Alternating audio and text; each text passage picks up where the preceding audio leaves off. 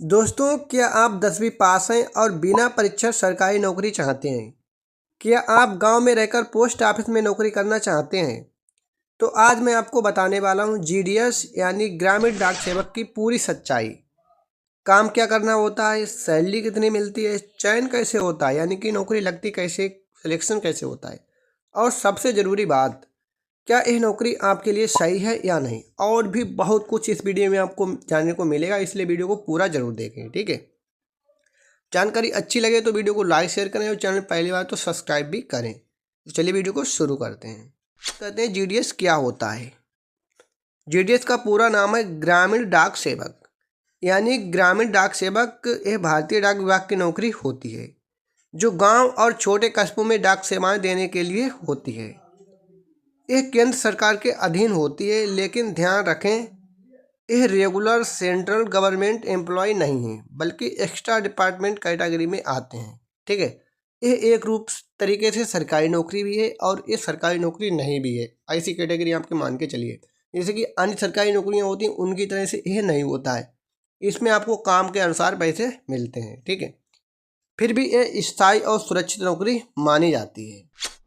GDS में कौन कौन से पद होते हैं? मुख्य रूप से 3 पद होते हैं जीडीएस में। पहला हमारा है ब्रांच पोस्ट मास्टर, जिसे शॉर्ट में हम कह सकते हैं बीपीएम। बीपीएम कहते हैं जिसे शॉर्ट में। इसके बाद हमारा है असिस्टेंट ब्रांच पोस्ट मास्टर, जिसे शॉर्ट में कहते हैं एबीपीएम। तीसरा है हमारा डाक सेवक। बीपीएम पूरे पोस्ट ऑफिस का इंचार्ज होता है। ठीक है, एबीपीएम और डाक सेवक उसका सहयोग करते हैं। सहयोग करते हैं यानी कि जो वो इंस्ट्रक्शन देते हैं उन्हीं के अनुसार जो छोटे मोटे काम होते हैं उन्हें करना होता है। इसके अलावा एबीपीएम और डाक सेवक का जो काम होते हैं वो हमारे ग्रामीण इलाकों में डाक पहुंचाने के भी काम होते हैं, यानी कि इनका फील्ड वर्क होता है। अब आपको बताएं कि काम क्या करना होता है इसमें। अगर आप बीपीएम बनते हैं तो आपका काम क्या होगा?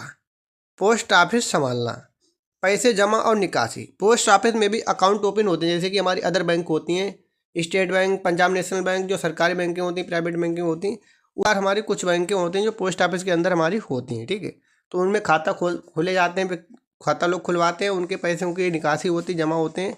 बहुत सारी पेंशनें इसमें होती हैं। आरडी, सुकन्या, आईपीपीबी जैसे खाते खोलना, स्पीड पोस्ट और रजिस्ट्रेशन का काम। ठीक, कोई किसी प्रकार का कोई रजिस्ट्रेशन होता है, कोई योजना निकलती है, और जो भी पार्सल वगैरह आते हैं तो वो स्पीड पोस्ट के माध्यम से ट्रांसफ़र करना और उसे रिसीव करना, ये भी काम हमारा होता है बीपीएम का। सरकारी योजनाओं से जुड़े सभी काम इसके अंदर आ जाते हैं। अगर आप एबीपीएम या डाक सेवक बनते हैं तो गांव में चिट्ठी और पार्सल बांटना, डाक वितरण, पोस्ट ऑफिस में रिकॉर्ड मेंटेन करना, मतलब ये नौकरी पूरी तरह फील्ड और प्लस ऑफिस दोनों का मिश्रण है। ठीक है, इनके आपको फील्ड वर्क भी करने को पड़ेगा और आपको ऑफिस वर्क भी करने को मिलेगा। ठीक है, जो डाटा वगैरह है उसे मेंटेन करना होगा, रजिस्टर में नोट करना होगा। ठीक है, और जो भी डाक वगैरह आपको पहुंचानी होगी, रिसीव करनी होगी। ठीक है, तो ये सब कुछ मिला के ऐसा ही आपको काम करने को होता है। कहते हैं सैलरी कितनी मिलती है। सबसे ज़रूरी सवाल यही होता है कि सैलरी कितनी मिलती है। तो जीडीएस में सैलरी टीआरसीए के आधार पर मिलती है। टीआरसीए का मतलब क्या होता है? जितने घंटे आप रोज़ काम करते हैं उसी के आधार पर आपको तय मासिक भुगतान मिलता है। ठीक है, यानी कि आपकी एक सैलरी तो फिक्स होती है और उसके अनुसार आप जितना काम करते हैं काम के अनुसार आपको सैलरी मिलती है। ये नहीं आप कहेंगे कि हम 4 घंटे के बदले 8 घंटे काम करें तो 12,000 की जगह 24,000 सैलरी मिल जाएगी, ऐसा नहीं है। आपके फिक्स घंटे होंगे 4 या 5 घंटे, 4 से 5 घंटे इसमें टाइम होता है। यदि उसमें से भी आपने कम घंटे काम किया तो उसके अनुसार आपको सैलरी मिलेगी। और पूरा जितना टाइम बताएगा उतने ही घंटे आपने काम किया तब आपको आपकी जितनी भी तय सैलरी उतनी सैलरी मिलेगी। शुरुआती सैलरी इसमें लगभग बीपीएम को 12,000 से 15,000 रुपये मिलते हैं। एबीपीएम और डाक सेवक को 10 से 12,000 रुपये मिलते हैं। ठीक है, और आपका टाइम फिक्स होता है। यदि उसी के अनुसार आपने काम किया तो आपको फिक्स सैलरी मिलेगी। यदि फिक्स समय के अनुसार आपने काम नहीं किया तो सैलरी आपकी कम भी हो सकती है। समय के साथ ये बढ़ती है और अधिकतम 25 से 30,000 तक भी जा सकती है, यानी कि सैलरी आपकी जानी 10-12,000 ही रहेगी, 15,000 ही रहेगी, समय के अनुसार बढ़ती रहती है। ठीक है, इसके साथ में डीए भी मिलता है, यानी कि इसके अलावा भी आपको बहुत सारी सुविधाएं मिल जाती हैं, उसके अनुसार आपकी सैलरी अच्छी खासी हो जाती है। अब बात करते हैं योग्यता क्या चाहिए होती है। ठीक है, तो 10वीं पास होना चाहिए, सभी को पता है। मैथ्स और इंग्लिश अनिवार्य है। ठीक है, यानी कि आपने मैथ्स और इंग्लिश भी पढ़ा हो हाई स्कूल में। ठीक है, लोकल भाषा आनी चाहिए। जिस भी क्षेत्र से आप अप्लाई कर रहे हैं, फॉर्म भर रहे हैं, उस क्षेत्र की आपको लोकल भाषा आनी चाहिए। हिंदी, अंग्रेजी, पंजाबी, गुजराती, जो भी भाषा लोकल बोली जाती है वो भाषा आपको आनी चाहिए। वैसे कंप्यूटर का आपको ज्ञान होना चाहिए, थोड़ी बहुत कंप्यूटर की नॉलेज होनी चाहिए, ठीक है। और उम्र से 18 से 40 साल आपकी होनी चाहिए। और आपकी यदि अच्छी परसेंटेज है तभी आप फॉर्म को भरें, या फिर सही कैटेगरी से भरें। आपको पिछली वीडियो में हमने बता दिया थी किस जोन से आपको फॉर्म भरना चाहिए, कहाँ की कट ऑफ कैसी आती है, किस तरीके की आती है, ठीक है। तो ये पहली बात तो अच्छी परसेंटेज हो तभी आपको फॉर्म भरना चाहिए, यानी कि 90+ हो तभी भरना चाहिए अधिकतर, तभी सिलेक्शन होता है। ओबीसी को 3 साल और SC ST को 5 साल की छूट भी मिलती है। इसमें छूट भी बहुत अच्छी खासी मिल जाती है, ठीक है। क्या परीक्षा होती है? नहीं, GDS में कोई लिखित परीक्षा नहीं होती है। चयन पूरी तरह 10वीं के अंकों के आधार पर मेरिट लिस्ट से होता है, यानी कि इसमें मेरिट लिस्ट आती है, जिनकी ज़्यादा परसेंटेज होती है उनकी लिस्ट जारी होती है। उसके बाद फिर से मेरिट लिस्ट आती है, 3-4 बार इसमें, 5-6 बार इसमें लिस्ट आती रहती है, ठीक है। जितने ज़्यादा प्रतिशत उतने ज़्यादा चयन के चांस होते हैं, तो हाई परसेंट वालों का सिलेक्शन होने की ज़्यादा उम्मीद रहती है। चयन प्रक्रिया कैसे होती है? पहले ऑनलाइन फॉर्म भरना होता है, फिर 10वीं के अंकों के आधार पर मेरिट लिस्ट जारी होता है, इसके बाद डॉक्यूमेंट वेरिफिकेशन होता है और फिर फाइनल चयन होता है, ठीक है। यानी कि जिनकी हाई परसेंटेज होती है उनकी एक लिस्ट बनाई जाती है कंप्यूटर बेस्ड, ठीक है। ये जैसे मान के चलिए 99% वाले जितने लोग हैं उनकी लिस्ट आ गई, ठीक है। इसके बाद 98% वालों की लिस्ट आ गई, इसके बाद 97% वालों की लिस्ट आ गई। इसी के अनुसार इसमें लिस्ट होती है, OBC SC कैटेगरी के अनुसार इसमें लिस्ट आती है, ठीक है। प्रमोशन मिलता है या नहीं? तो इसमें प्रमोशन भी मिलता है, ऐसी बात नहीं इसमें प्रमोशन नहीं मिलता है, इसमें प्रमोशन भी मिलता है।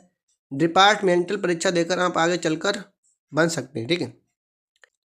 यानी कि इसमें जो डिपार्टमेंटल परीक्षा होती है आगे इसमें भी परीक्षा कराई जाती है, ठीक। तो जो जैसी परीक्षा में पास होता है तो आगे चल के आप पोस्टमैन, MTS, पोस्टल असिस्टेंट भी बन सकते हैं, और आप इसमें भविष्य में ग्रोथ भी कर सकते हैं, ठीक। परीक्षा आगे भी दे सकते हैं इसमें और ग्रोथ कर सकते हैं, इसमें प्रमोशन ले सकते हैं। डायरेक्ट प्रमोशन थोड़ा टफ होता है, बट परीक्षा पास करके इसमें भी प्रमोशन आसानी से मिल सकता है। क्या फ़ायदे हैं? बिना परीक्षा सरकारी नौकरी, 10वीं के लिए मौका, गांव में पोस्टिंग, प्रमोशन का अवसर, ये सबसे बड़े इसके फ़ायदे हैं। इनकी परीक्षा नहीं देनी होती और नौकरी मिल जाती है। सबसे बढ़िया फ़ायदा उन्हीं जिनकी हाई कट ऑफ होती है। 10वीं पास के लिए मौका, ठीक। 10वीं पास ही नौकरी बहुत जल्दी मिल जाती है, एंट्री लेवल की नौकरी होती है। गाँव में पोस्टिंग इसमें हो जाती है, ठीक है। और प्रमोशन भी मिल जाता है, 10वीं के आधार पर ही आपको नौकरी मिल जाती है। सबसे बड़ा इसका फ़ायदा है। नुकसान क्या? सैलरी कम होती है, पूरा केंद्रीय कर्मचारी दर्जा नहीं होता, फील्ड वर्क करना पड़ता है, ठीक है। नुकसान ये होता है कि सैलरी इसमें बहुत कम होती है, ठीक है। और जैसे कि अन्य सरकारी कर्मचारी होती हैं उसकी तरह इसका पद नहीं होता है। फील्ड वर्क भी आपको करना होता है और ऑफिस वर्क भी करना होता है, ये सबसे बड़ा इसका डिसएडवांटेज होता है। अब बात करते हैं क्या आपको फॉर्म भरना चाहिए या नहीं। अगर आपके 10वीं में 90+ या उससे ज़्यादा है, ठीक। हमारे हिसाब में तो 90%, 90+ ही नंबर होने चाहिए, ठीक है। तब आपको फॉर्म भरना चाहिए, ठीक है।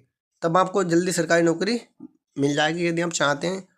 और GDS के लिए अच्छा विकल्प हो सकता है यदि अच्छी परसेंटेज आपकी हो।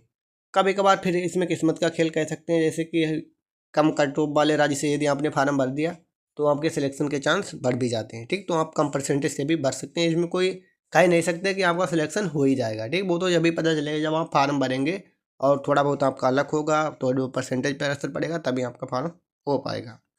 लेकिन अगर आप SSC, बैंक या रेलवे की बड़ी सरकारी नौकरी चाहते हैं तो GDS को बैकअप प्लान की तरह समझें, ठीक। यदि आप पढ़ाई लिखाई में अच्छे हैं और किसी कंपटीशन की तैयारी कर सकते हैं तो आपको इसे स्किप भी करना चाहिए। आप इस पर ज़्यादा ध्यान ना दें, अपनी पढ़ाई पर तैयारी करें, ठीक है, और उस पर आप ध्यान दें, ठीक है। चलिए मिलते हैं नेक्स्ट वीडियो में। Thank you.